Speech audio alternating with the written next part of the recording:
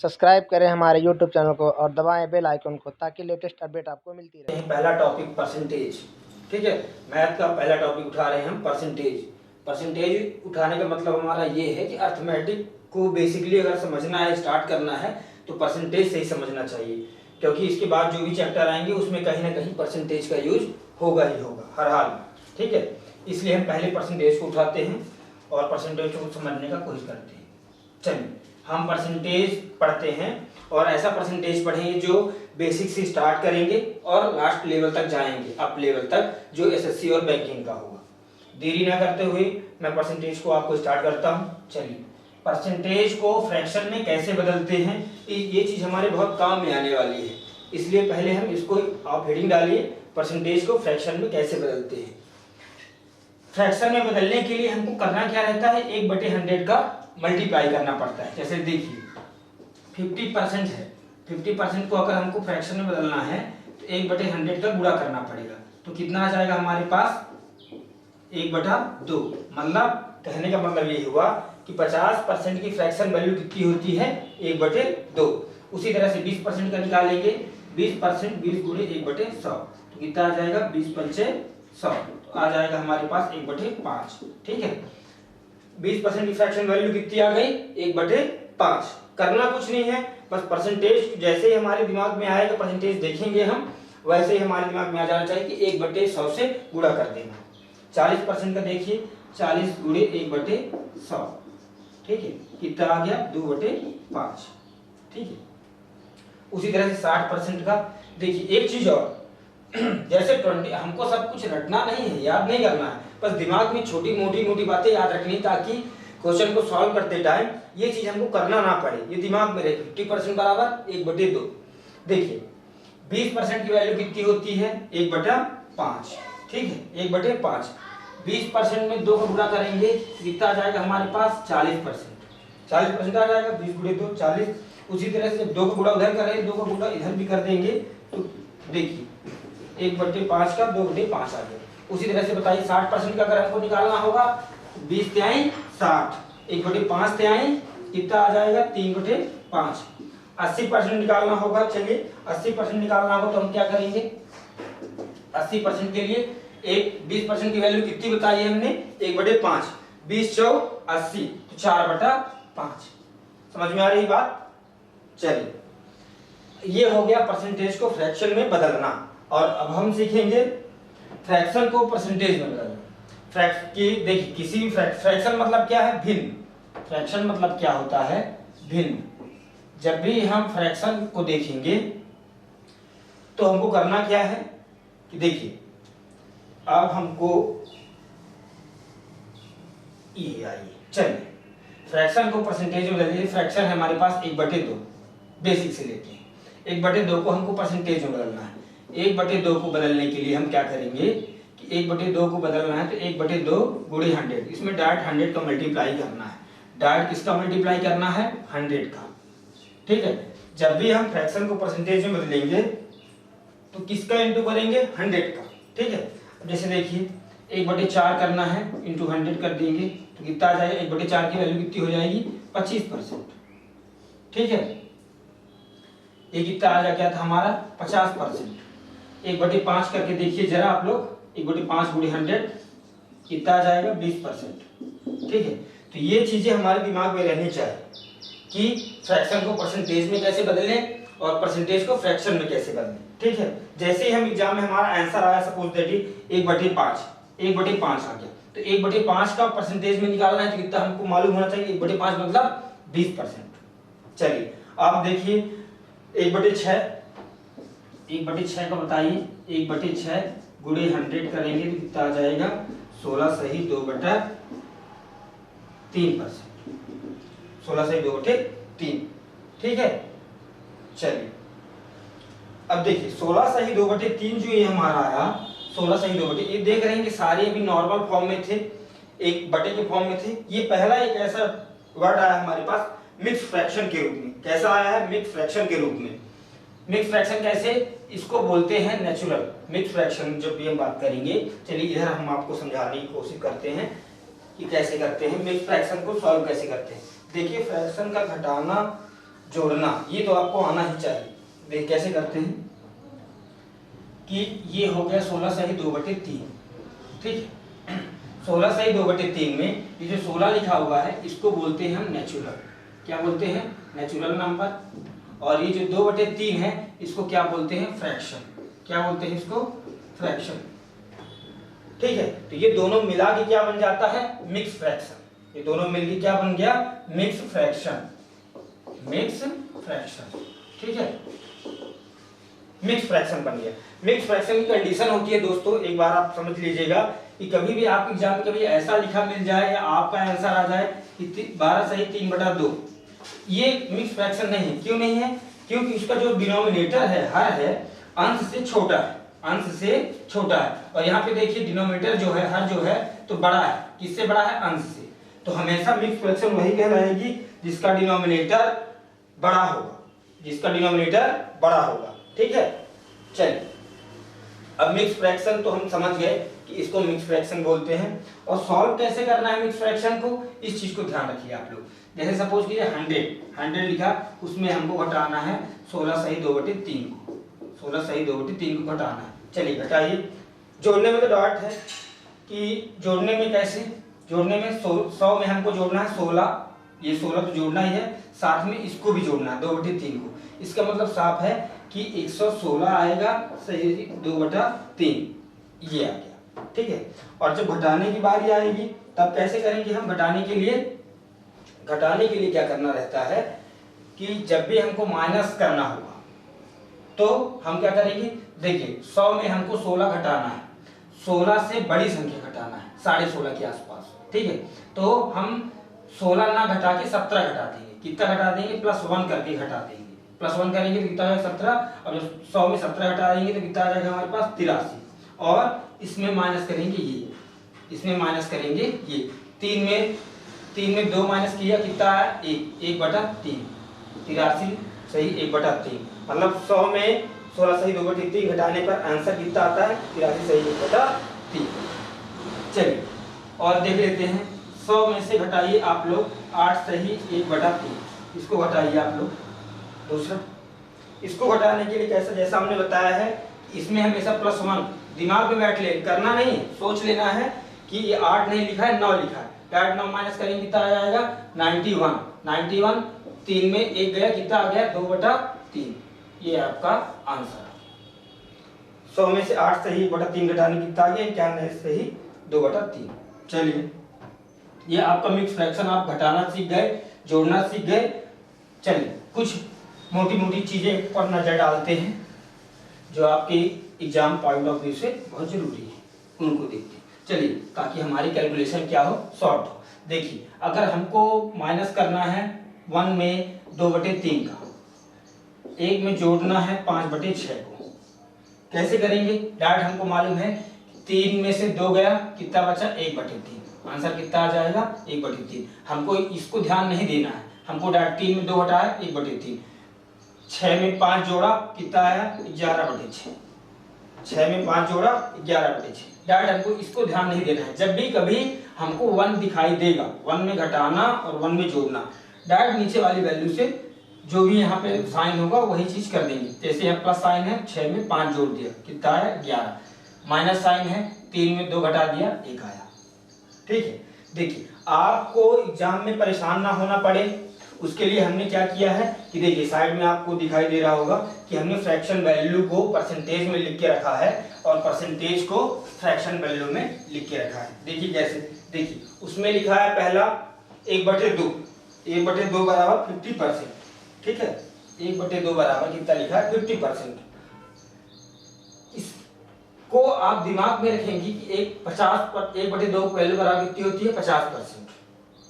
जैसे ही आप एग्जाम में कहीं देखेंगे कि 16 सही 2/3 लिखा है तो उसकी वैल्यू आपको मालूम होनी चाहिए कितना हो रहा है 1/6। ऐसे ही आप 1/12 तक 1/15 तक वैल्यू इनको याद रखिएगा। आप लिख लीजिए, इसको नोट डाउन कर लीजिए और इसको याद कर लीजिए, उससे आपको कैलकुलेशन में बहुत आसान होगा। चलिए अब हम कुछ क्वेश्चंस की ओर चलते हैं। जैसे पहला क्वेश्चन देखते हैं हम और क्वेश्चंस में हम आगे बढ़ते हैं। देखिए परसेंटेज कैसा है कि देखिए यदि किसी संख्या में यदि किसी संख्या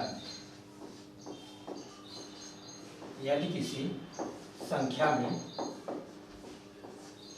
चलिए यदि किसी संख्या में 25% की वृद्धि कर दी जाए, यदि किसी संख्या में 25%, चलिए यदि किसी संख्या में उसका 16 सही 2/3% जोड़ने पर प्राप्त संख्या 4956 4956 है, तो वह संख्या ज्ञात करनी है। बहुत ही छोटा सा बहुत बेसिक क्वेश्चन है ये। आप ये ऐसे क्वेश्चन बहुत छोटे एग्जाम में पूछे जाते हैं, आप इनको समझिए पहले कि यदि किसी संख्या में उसका 16 सही 2/3%, देखिए सॉल्व करते हैं इसको, डायरेक्ट शॉर्ट ट्रिक से ही करेंगे कि 16 सही 2/3%, इसकी वैल्यू कितनी होती है बताइए आप लोग। अभी हमने पहले बताया है कि 1/6 होती है।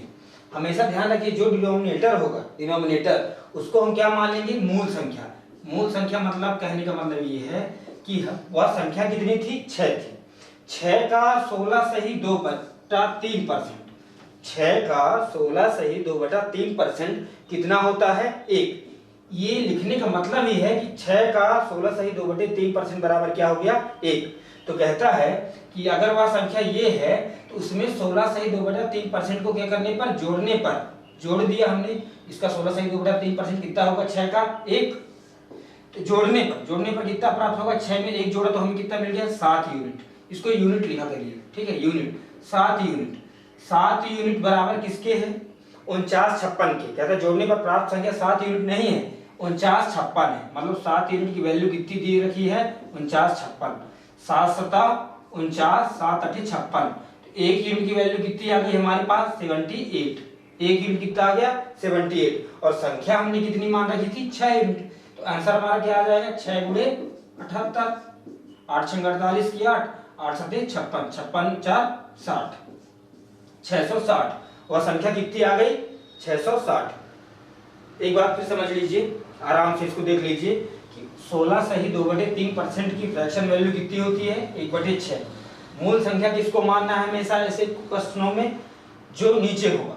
मूल संख्या 6 मान लिया, 6 का 16 सही 2/3% कितना होगा, 1। प्लस करना है, सवाल में बोल रहा है कि जोड़ने पर, जोड़ दिया कितना आ गया, 7 यूनिट।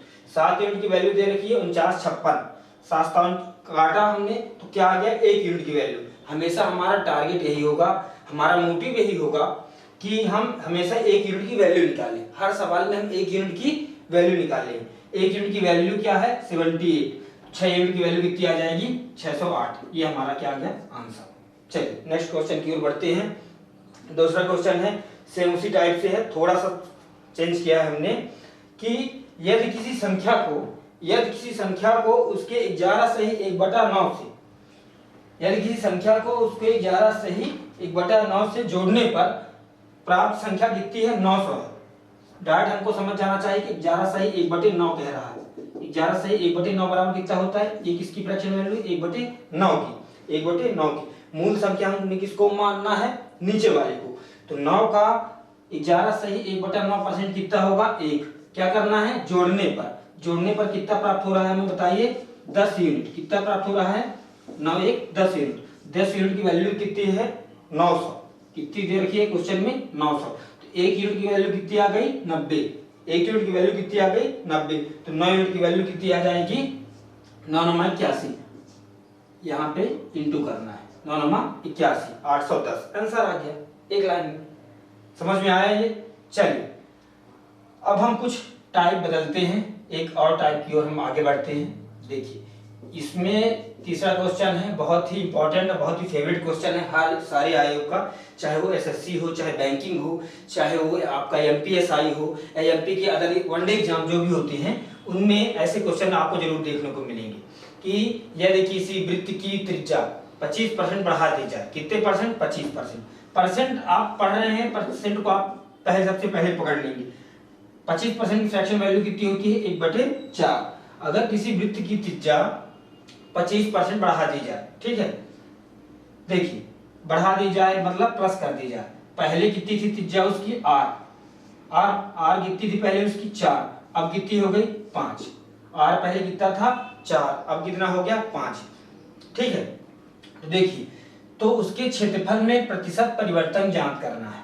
उसके क्षेत्रफल में देखिए वृत्त का क्षेत्रफल कितना होता है, pi r square, pi r square, ठीक है, आर पाई आर स्क्वायर, 4 का स्क्वायर कितना होता है 16, कितना आ गया 16 पाई, और 25 का 5 का 25 पाई, 5 का क्या आ जाएगा, अगर 5 रेडियस है तो एरिया कितना आ जाएगा 25 पाई, ठीक है। तो कितना बढ़ा हमारा, कितने पाई की वृद्धि हो गई, वृद्धि पूछ रहा है ना, क्षेत्रफल में प्रतिशत परिवर्तन जानती क्या हुआ क्षेत्रफल में 16 पाई से 25 पाई, मतलब कितने पाई बढ़ गया 9 पाई, 9 पाई, 9 पाई बढ़ गया कितने में 16 में, किसमें बढ़ा इसके ध्यान रखिएगा, कितना बढ़ा है 9 पाई, किसमें बढ़ा 16 में, और हमको क्या निकालना है परसेंटेज, परसेंटेज निकालने के लिए देखिए जब भी फ्रैक्शन वैल्यू आप देखेंगे तो आपको परसेंटेज निकालना है, तो फ्रैक्शन को परसेंटेज में बदलने के लिए क्या करते हैं 100 का गुणा करते हैं, तो 100 का गुणा किए 9 इसमें किए गुणा, पाई से पाई खत्म हो गया, पाई से पाई खत्म हो गया, ठीक है। तो आपके पास कितना बचा, देखिए 4 25 चौको 100, 4 चौक 16, 25 नहीं है कितना होता है 25 नहीं है 225, 225 बटे 4, अब 4 से डिवाइड कर देंगे, जो आएगा आपका परसेंटेज आएगा, आंसर कितना आएगा बताइए एक बार, 4 पंचा 20, 2 बचा, 4 छंग 24, 1 बटे 4, 56 सही 1 बटा 4% क्या हुई वृद्धि हुई, 56 सही 1 बटे 4 की वृद्धि हुई। चलिए मैं आपको साफ साफ बड़े बड़े शब्दों में बताता हूँ, एक बार आप इसको देखिए फिर समझने की कोशिश करते हैं, ठीक है। चलिए वृत्त की त्रिज्या क्या होती है, इसमें दिया है 25% बढ़ रही है, 25% की वैल्यू कितनी होती है 1 बटे 4, हमने बताया कि हमेशा मूल किसको मानना है नीचे वाले को, जो डिनोमिनेटर में होगा, पहले कितनी त्रिज्या थी 4, अब कितनी हो गई 5, 4 का स्क्वायर 16 पाई, 5 का स्क्वायर 25 पाई, कितने की वृद्धि 9 पाई की, कितने में 16 में, हमको परसेंटेज में निकालना है तो 100 का पूरा आंसर आ गया, ठीक है। बस यही करना है आपको कि हमेशा आपको वैल्यू निकालनी है। चलिए आप ये क्वेश्चन कर चुके होंगे, इसको मैं हटा देता हूं, और चौथा नंबर क्वेश्चन उठाते हैं जो थोड़ा सा समझने लायक है, सेम है। चलिए इसको मैं यहां सॉल्व करता हूं आगे, कि एक बेलन की आधार त्रिज्या 20% बढ़ा दी जाए, आधार त्रिज्या, त्रिज्या को किससे डिनोट करते हैं आर से, आर से कितना बढ़ा दिया गया है 20%, 20% की फ्रैक्शन वैल्यू बताइए आप लोग कितनी होगी 1/5, कितनी होगी 1/5, ठीक है। मतलब कहने का ये है कि त्रिज्या अगर पहले रही होगी कितनी 5, तो अब कितनी हो गई है 6, 5 थी तो अब कितनी हो गई होगी 6, बढ़ा दी गई है ना, तो हमेशा ऐसे प्लस करके लिखेंगे, और तथा इसकी ऊंचाई 37.5% पर घटा दी जाए, कितने परसेंट 37.5%, ठीक है। 37.5% की वैल्यू कितनी होती है 3/8, अब कैसे निकलती है वैल्यू एक बार फिर आप समझ लीजिए, कि जब भी वैल्यू निकालना है तो मिक्स फ्रैक्शन को कैसे सॉल्व करते हैं, 7 दूनी 14, 7 तिरक 21, ठीक है, 7 दूनी 14, 3 दूनी 6, 1 7, 74, और 74 में 1 जोड़ दिया 75, +1 करना है हमेशा, इसको 1 करना है, तो कितना हो गया 75, 75/2। अब ये बताइए 37.5 को हम ऐसे भी लिख सकते हैं 75/2, अब हमको इस परसेंटेज को फ्रैक्शन में बदलना है तो उसके लिए क्या करना पड़ता है बताइए, 1/100 का मल्टीप्लाई करेंगे, तो 25 3 75, 25 चौको 100, 3/8, वैल्यू कितनी निकल कितनी आ गई 3/8, माने 37.5% की वैल्यू कितनी होती है 3/8। अगर आपको याद होगा या आप जल्दी निकाल सकते हैं तो आपको एग्जाम में सब करना नहीं पड़ेगा, तुरंत आप वैल्यू फाइंड कर पाएंगे, ठीक है। ऊंचाई की क्या कर दी गई है घटा दी गई है, तो माइनस कर दिया, ऊंचाई पहले कितनी रही होगी, पहले कितनी रही होगी 8, अब 3 माइनस हो गई तो कितनी बची ऊंचाई 5, ठीक है। इतना हमने डेटा क्वेश्चन में था तो इतना डेटा हमने लिख लिया क्वेश्चन के अकॉर्डिंग। चलिए अब इसको हम आगे देखते हैं कि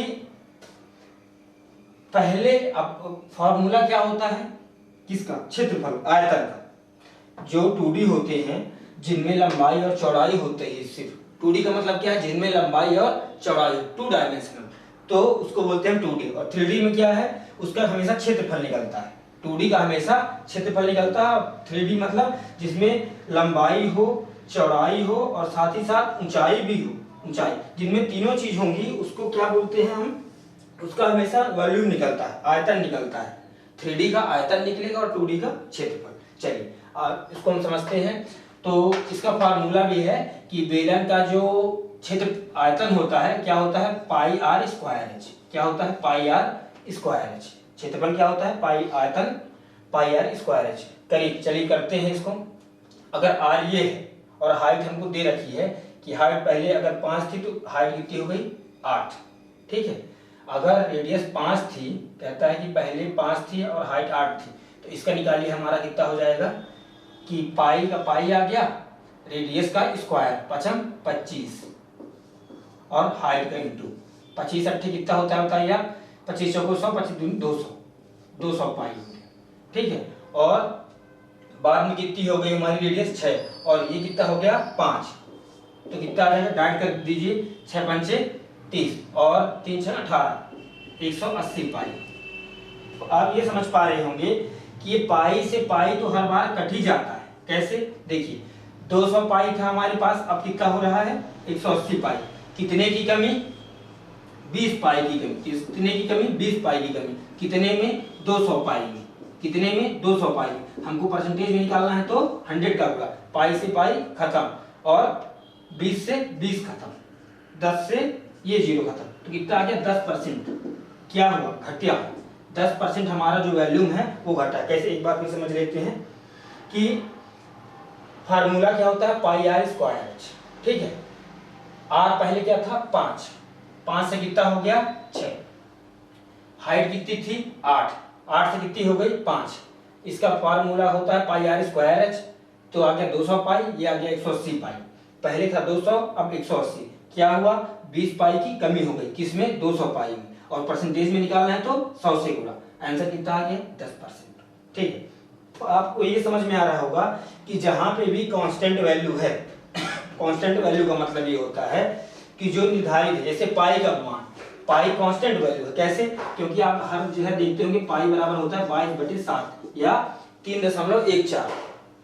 जहां पे भी कांस्टेंट वैल्यू होगी वहां पे उसको परसेंटेज में निकालने पर कोई मतलब नहीं है। जब भी हम कांस्टेंट वैल्यू देखेंगे तो हमको उसकी कांस्टेंट वैल्यू देखते ही समझ जाना है कि उसको निगलेक्ट कर देना है, उसका कोई मतलब नहीं है। इसलिए आप एक नोट बना के लिख लीजिए कि जब कभी भी एग्जाम में परसेंटेज पूछे, आंसर में क्या पूछे, परसेंटेज, रेशियो, ये जैसे बोल दिया कि दो संख्याओं का अनुपात बताइए, लास्ट में बोल दिया क्या कि दो संख्याओं का अनुपात बताइए, या फिर बोल दिया कि दो व्यक्तियों में कौन छोटा या बड़ा है, मतलब किसने ज्यादा धन अर्जित किया, किसने कम धन अर्जित किया, इस तरह का कंपैरिजन बोले, तो चाहे कंपैरिजन हो, क्या समझ में आया, कंपैरिजन हो, चाहे आपका रेशियो पूछे लास्ट में, चाहे आपको परसेंटेज निकालने के लिए पूछे, ठीक है, ये तीनों चीजें पूछेगा तब हमको वहां पे कांस्टेंट वैल्यू, जैसे देखिए कि यहाँ पे पूछ रहा था क्या, प्रतिशत परिवर्तन, प्रतिशत परिवर्तन, परसेंटेज पूछ रहा था ना, परसेंटेज पूछ रहा है तो हमको कांस्टेंट वैल्यू की कोई जरूरत नहीं है, कांस्टेंट वैल्यू का कोई मतलब नहीं है। चलिए समझ में आ गई बात, चलिए ये चीजें समझ में आ गई, आगे बढ़ते हैं। एक टाइप है कि एक विद्यार्थी यदि किसी विद्यार्थी को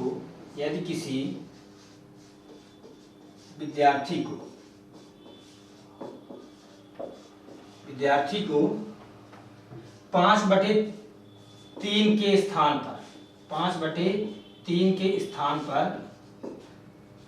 पर 3/5 से गुणा कर दिया जाए, 3/5 से गुणा कर दे तो प्रतिशत त्रुटि बताना है। क्या बताना है, प्रतिशत त्रुटि, परसेंटेज एरर, ठीक है। यदि किसी विद्यार्थी ने 3/5 के स्थान पर 5/3 के स्थान पर 3/5 से गुणा कर दिया तो उसकी परसेंटेज एरर बताना है, प्रतिशत त्रुटि कितनी हुई ये बताना है। देखिए डायरेक्ट ऐसे करना है, 5/3 से गुणा करने को बोला गया था उसको, लेकिन उसने कर किससे दिया, 3/5 से। इसका मतलब ये है कि जो नीचे होंगे, डिनोमिनेटर होंगे, उन दोनों का एलसीएम लेना है। 3 और 5 का एलसीएम कितना होगा 15, कितना होगा 15, दोनों में इंटू कर देना है। तो 3 × 5 = 15, 3 से काटेंगे तो क्या आ जाएगा 5, 3 × 5 = 15, तो 25 आ गया, और 5 × 3 = 15, 5 तिहाई 15 काटेंगे तो 3 तिहाई 9 आ गया। मतलब क्या हुआ, 25 से 9 आ गया। कितने की कमी, 16 की कमी। 16 की कमी कितने में, 25 में, तो 100 में कितनी, परसेंटेज निकालना है तो 100 में। 25 चौको 100, 16 चौको 64, मतलब 64% का इधर आया। कितना इधर आया, 64% की कमी आई। किसमें, रिजल्ट में। आना चाहिए था ज्यादा लेकिन आ गया कम। चलिए कुछ हम और आगे की ओर बढ़ते हैं, ठीक है। चलिए ये वाला क्वेश्चन मैं आपको उठाता हूँ, इसको करिए।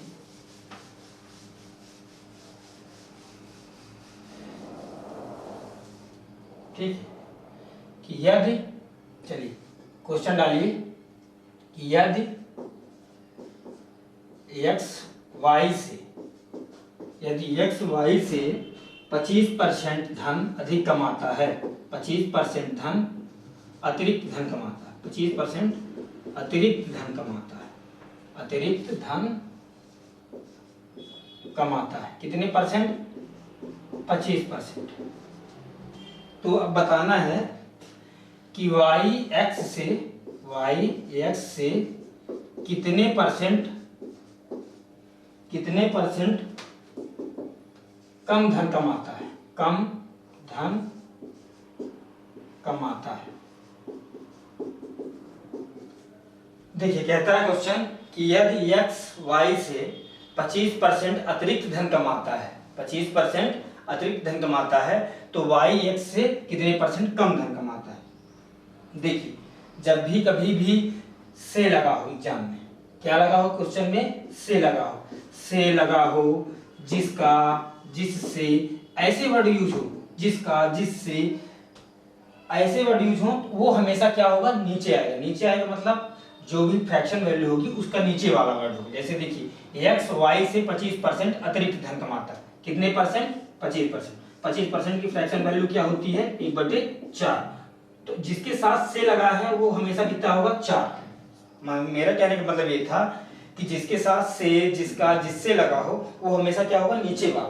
मतलब y से किसके साथ लगा है, y के साथ। देखिए दो लोग हैं यहाँ पे, x और y, दो लोग हैं, तो y हमेशा किसको मानना है, नीचे वाले को। ये 4, y कितना कमाया, 4, और x कितना कमाता है, 25% धन अधिक कमाता है। तो 4 का 25% कितना होगा, 4 का 25% कितना होगा, एक अतिरिक्त धन कमाता है, यानी प्लस कर रहा है।